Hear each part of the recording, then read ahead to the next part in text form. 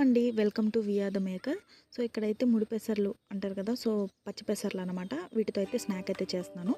So, snack అనే కాదండి, tiffin సెక్షన్‌లో కూడా చాలా బావుంటుంది. సో, ఫస్ట్ అయితే నైట్ అంతా నానపెట్టుకున్న పెసరపప్పుని మిక్సీకి కొంచెం బరకగా పట్టుకోండి ఫస్ట్ అయితే. తర్వాత అందులోనే కొంచెం కరివేపాకు, కొంచెం పచ్చిమిర్చి, అల్లం, జీలకర్ర కూడా యాడ్ చేసుకొని బరగ్గా మిక్సీకి పెట్టుకొని పక్కన పెట్టుకోండి. ఇందులోకి కొంచెం సాల్ట్ కూడా యాడ్ చేసుకొని ఒక హాఫ్ అన్ అవర్ నానిన తర్వాత మనం డీప్ ఫ్రైకి సరిపడా ఆయిల్ పెట్టుకొని పల్చగా వడ అయితే తట్టుకొని వేసుకోండి. కొంచెం మరి లైట్ కలర్ కాకుండా కొంచెం డార్క్ కలర్ వచ్చేంత వరకు ఫ్రై చేసుకోండి. ఎందుకంటే పప్పు అనేది కొంచెం పచ్చిదనం లేకుండా ఉంటుంది.